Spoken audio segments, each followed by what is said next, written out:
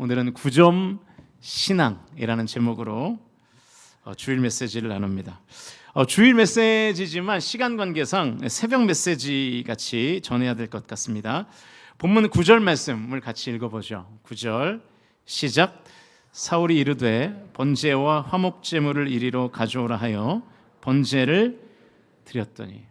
오늘 본문의 배경을 잠깐 설명해 드리면 지금 이스라엘과 블레셋과의 전투를 지금 앞두고 있습니다. 이스라엘은 전투에 나가기 전에 출정하기 전이죠. 반드시 예배를 드렸어야 했어요. 그래서 이 사울이 블레셋과의 전투를 시작하기 전에 예배를 드렸다는 내용이 오늘 본문입니다.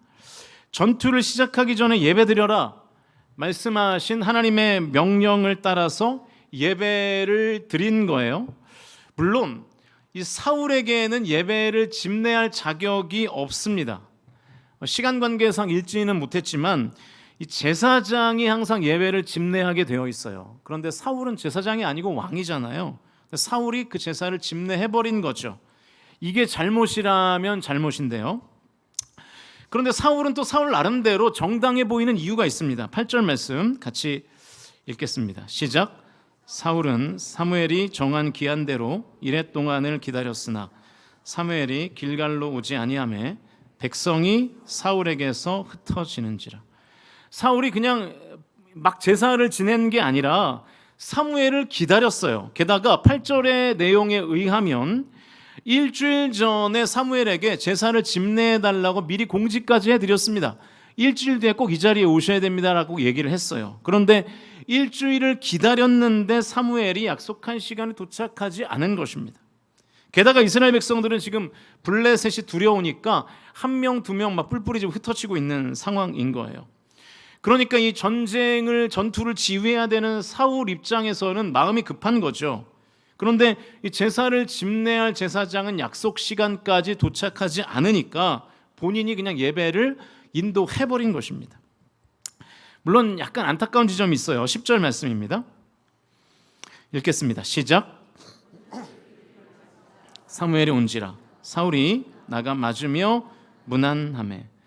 이제 사울의 집례가 끝나니까 그때 사무엘이 막 도착한 거예요. 그러니까 사울 입장에서는 아예 조금만 더 기다렸으면 좋았겠다. 뭐 이런 안타까움 정도가 있는 거죠. 그래서 사울이 늦게 도착한 사무엘에게 이렇게 말합니다. 유명한 말씀이죠. 12절 말씀 같이 읽겠습니다. 시작. 이에 내가 이르기를 블레셋 사람들이 나를 치러 길갈로 내려오겠거늘 내가 여호와께 은혜를 간구하지 못하였다 하고 부득이하여 번제를 드렸나이다 하니라. 그러니까 사울의 측면에서 보면 정말 부득이하게 제사를 집례할 수밖에 없었던 상황이 맞는 것 같습니다. 그러니까 어쩔 수 없었던 좀 정황이 있는 거예요. 부득이했다는 것이 객관적인 사실인 것 같은 거죠. 제사장이 제사를 집례해야 한다는 법을 어긴 것, 그리고 조금 더 기다리지 못한 것, 이게 약간 잘못이고 조금 안타까운 결정이었던 것 같습니다. 그런데 이런 상황에서 사무엘이 사울에게 아주 청천벽력 같은 통보를 합니다. 오늘 본문 바로 다음인데요. 13절과 14절 말씀입니다. 같이 읽어보죠. 시작. 사무엘이 사울에게 이르되 왕이 망령되이 행하였도다. 왕이 왕의 하나님 여호와께서 왕에게 내리신 명령을 지키지 아니하였도다. 그리하였더라면 여호와께서 이스라엘 위에 왕의 나라를 영원히 세우셨을 것이거늘 지금은 왕의 나라가 길지 못할 것이라. 여호와께서 왕에게 명령하신 바를 왕이 지키지 아니하였으므로 여호와께서 그의 마음에 맞는 사람을 구하여 여호와께서 그를 그의 백성의 지도자로 삼으셨느니라. 그러니까 이 사무엘의 판단은 뭐였냐면 하나님의 명령을 지키지 않았다는 거예요. 하나님의 명령을 지켰다면 하나님께서 사울 당신의 나라를 영원히 세우셨을 텐데 명령을 지키지 않았다는 거예요. 그러니까 지금 사무엘은 사울이 가지고 있는 부득이한 상황에 방점이 있는 것이 아니라 사울이 어겼던 명령에 지금 방점이 찍혀 있는 것입니다. 그래서 하나님께서 왕을 바꿀 것이라고, 교체할 것이라고 지금 사무엘이 사울에게 통보하고 있는 거죠. 그러니까 13절은 하나님이 원하시는 왕의 모습이고요. 14절은 지금 현재 사울 왕의 모습입니다. 그러니까 13절은 하나님 보시기에 10점짜리 왕, 10점 만점에 10점짜리 왕의 모습이고 14절은 지금 사울 왕의 모습인 거예요. 여러분 오늘 본문의 전체를 봤을 때 그리고 제 설명을 듣고 난 다음에 우리가 사울의 왕으로서의 점수를 한번 평가해 보자고요. 몇 점인 것 같으세요? 오늘 사울의 결정을 점수로 매긴다면 여러분 아무리 못해도 8점 그리고 조금 후하게 준다면 9점 정도는 되지 않겠습니까? 뭐 그렇게 대단한 잘못이 없어 보이잖아요. 제사를 아예 안 드린 것도 아니고 본인이 제사를 집례하고 싶어서 집례한 것도 아니고 사무엘이 늦게 왔기 때문에 제사를 집례한 거잖아요. 그러니까 조금 기다리지 못했을 뿐인 거죠. 그런데 여러분 잘 들어보십시오. 오늘 본문의 장면에서 사울은 9점짜리였어요. 그런데 하나님은 그를 버리셨다는 거예요. 왜냐? 10점 만점이 되지 않았기 때문에. 하나님이 왜 이런 판단을 내리셨을까요? 사울이 왕이었기 때문입니다. 사울이 그냥 백성이 아니라 왕이었기 때문이에요. 범인이 아니라 특별한 존재였기 때문입니다. 그리고 또 지금 당시의 상황이 전쟁을 앞둔 상황이었기 때문에 그래요. 사울의 신분과 상황을 볼 때 사울은 10점이었어야 했습니다. 그게 하나님의 판단이었어요. 제가 비교할 수 있는 예를 두 가지 들어보겠습니다. 첫 번째는 양궁이에요. 양궁이 10점 만점이니까요. 우리나라가 양궁 강국이잖아요. 그래서 국민이 언제나 몇 점을 우리나라 대표 선수들이 쏘기를 원합니까? 항상 이 10점, 골드, X10을 쏘기를 바라잖아요. 근데 여러분 그게 쉬운 일일까요? 여러분 그 양궁 선수들이 별의별 훈련을 다 하는 거 아시죠? 뭐 제주도에 가서 뭐 바람이 많은 곳에서 훈련을 하기도 하고요. 그리고 이 관중들의 함성 소리에 영향을 받지 않으려고 뭐 축구장 같은 데서 양궁 훈련을 하기도 하더라고요. 그런데 우리나라 선수들이 너무 잘하니까 심지어는 그 정 가운데 있는 막 카메라까지 맞춰버리잖아요. 그러니까 양궁을 너무 잘하니까 우리나라 국민들은 뭐 10점이 당연한 거라고 생각하는데 10점 쏘는 것이 쉽지 않습니다. 그 쉬우면 모든 나라가 다 10점을 쏘겠죠. 그러니까 사실은 양궁에서 10점을 쏘면 가장 베스트겠지만 9점을 쏴도 괜찮은 점수고요. 8점을 쏴도 괜찮은 점수인 거예요. 자, 두 번째 예입니다. 윌리엄 텔 이야기를 아시죠? 이 비렐름 텔이라고 부르기도 하는데요. 14세기 스위스에 게슬러라는 폭군이 있었습니다. 장대에 모자를 걸어놓고 지나가는 사람들을 그 모자를 보고 절하게 했어요. 이 윌리엄 텔은 자존심이 강했거든요. 그래서 절하지 않았습니다. 그래서 게슬러가 윌리엄을 체포하죠. 체포해서 아주 몹쓸 시험을 시키는데 윌리엄 텔의 아들을 묶어놓고 아들의 머리 위에 사과 하나를 올려놓는 거예요. 그래서 저 사과를 마치면 살려주고 그렇지 않으면 네 아들은 죽게 될 것이다. 뭐 이런 아주 굉장히 급박한 상황을 만들어낸 거죠. 여러분 잘 생각해 보세요. 윌리엄 텔이 만약 이 상황에서 양궁의 9점 관역에 활을 쏜다면 어떻게 될까요? 아들이 죽거나 본인이 죽게 되는 거죠. 그래서 이 상황에서 윌리엄 텔은 반드시 10점을 쏴야 하는 것입니다. 여러분 양궁이라는 운동 경기 중이라면 이 윌리엄 텔도 9점 쏴도 괜찮아요. 8점 쏴도 괜찮아요. 게임이라면 그렇다고요. 그러나 윌리엄 텔과 같은 생사가 본인의 생사와 아들의 생사가 걸려있는 문제라면 9점은 죽음이에요. 오직 10점만이 살 길입니다. 10점이 아니면 아무 의미가 없는 거예요. 10점이 아니면 9점이든 8점이든 7점이든 다 0점과 똑같은 상황인 거죠. 하나님께서 사울을 그래서 버린 것입니다. 전쟁 전의 제사는 그냥 요식행위가 아니었거든요. 그냥 지키고 빨리 다른 일을 해야 하는 율법이 아니었다고요.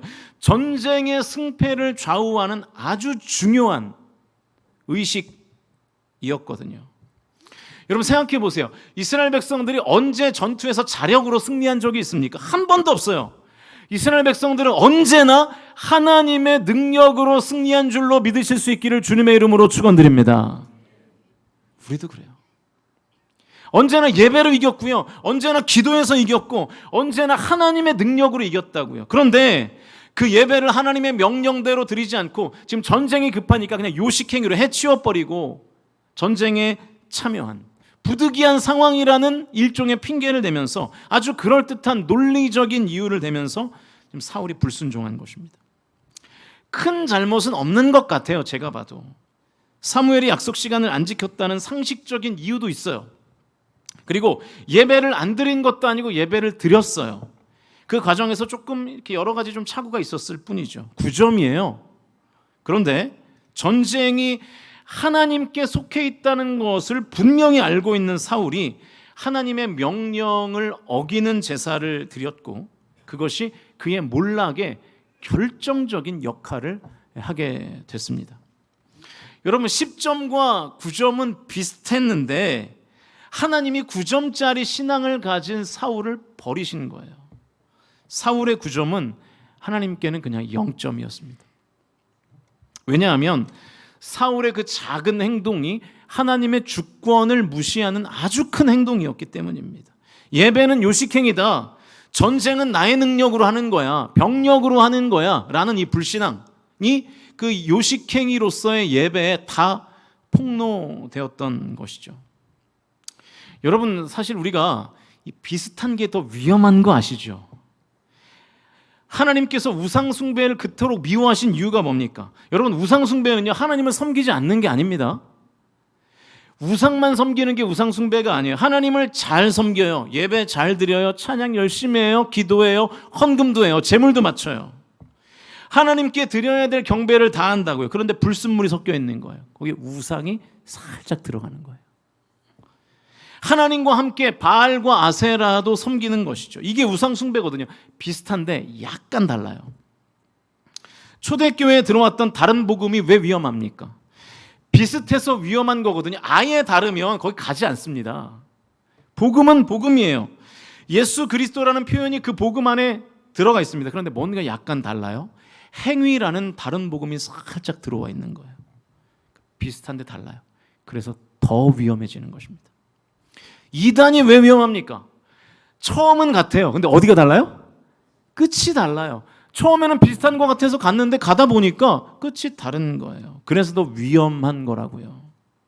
사랑하는 성도 여러분, 우리가 생각해야 될 것이 뭐냐면 다른 복음이 아니라 오직 복음을 붙드실 수 있기를 주님의 이름으로 축원드립니다. 우리에게 필요한 것은 비슷한 복음이 아니에요. 오직 순수한 그 복음인 것입니다. 이제 말씀을 정리합니다. 여러분 우리도요 사울과 같은 신앙생활 할 수 있어요. 이 가운데 9점짜리 신앙생활 하고 계신지도 몰라요. 꽤 잘하는 거죠.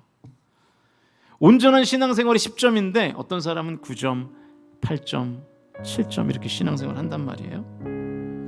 그래서 우리의 인생의 결정적인 순간에 하나님의 섭리, 하나님의 은총을 경험하지 못하는 것입니다. 우리의 인생에 항상 위기만 있지 않잖아요. 평상시도 있죠. 때로는 전시가 있습니다. 근데 우리의 인생의 평상시 때에는 그냥 적당한 수준에서 신앙생활을 해도 우리의 인생이 크게 엇나가지 않습니다. 근데 우리의 인생의 결정적인 순간이 찾아왔을 때, 고난이 찾아왔을 때, 위기가 찾아왔을 때, 그때 우리의 인생이 9점만 돼도 하나님이 책망하시는 거예요. 그래서 제가 나름대로 신앙생활의 점수의 기준을 한번 만들어 봤어요. 제가 비교적 여러분보다 그래도 성경을 좀 많이 읽지 않았겠습니까? 제가 성경을 종합해 볼 때 10점 만점의 신앙은 4가지의 액션을 필요로 하는 것 같아요. 보여주시면 첫 번째는 예배고요, 두 번째는 봉사고요, 세 번째는 교제고, 마지막은 헌금입니다. 이렇게 4가지의 기준이 우리의 신앙생활에 있는 것 같아요. 자, 이 점수의 기준을 볼 때 여러분은 몇 점의 신앙생활을 하고 있는 것 같습니까? 어떤 분들은 교회에서 열심히 봉사합니다. 평일에도 나와서도 봉사하고요, 열심히 봉사해요. 근데 예배는 잘 안 드려요. 절대로 제대로 된 신앙생활이라고 할 수 없겠죠. 제가 1부 때도 좀 세게 얘기했는데 교회 학교 선생님들 가운데 주일 예배 안 드리는 분이 없어야죠.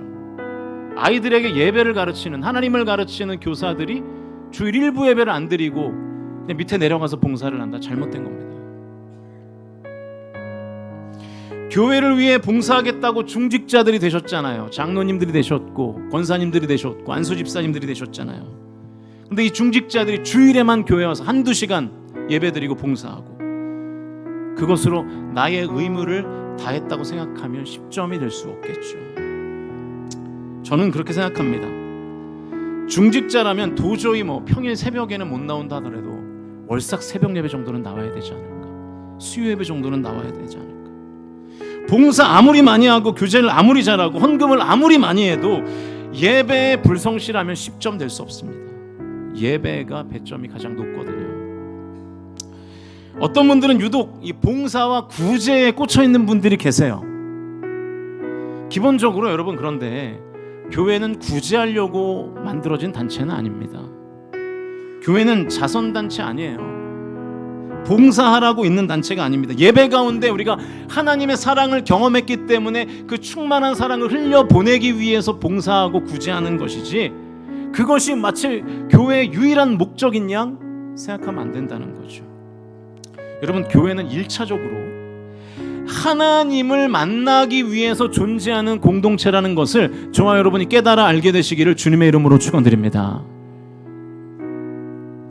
봉사가 없어도 10점 아닙니다.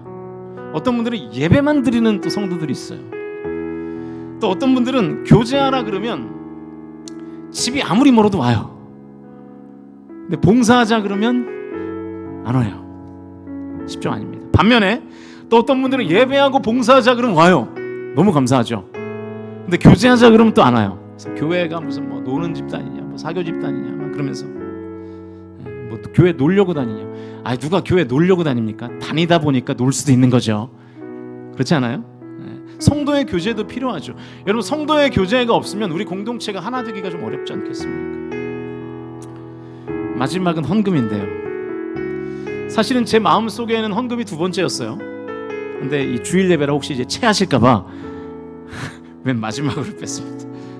물론 정말 수입이 없는 성도들이 있습니다. 그리고 이 가정적으로 이 가정 공동체 안에서 이 헌금하는 것에 대한 이 신앙관들이 달라서 헌금을 못 하시는 성도들도 계세요.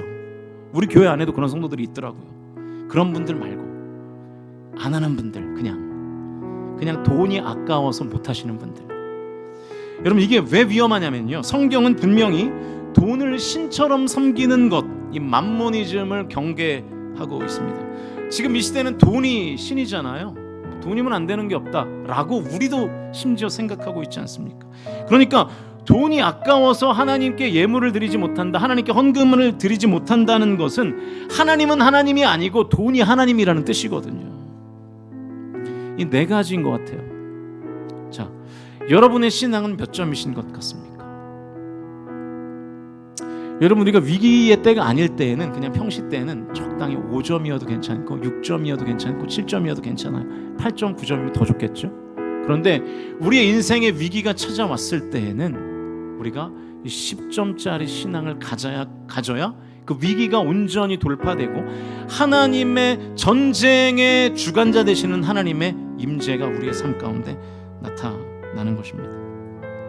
여러분, 우리가 기왕 신앙생활 하는 거, 우리가 육체가 연약해서 10점을 달성하지 못한다 하더라도 10점을 향해서 가는 발걸음들은 있어야 되지 않겠습니까?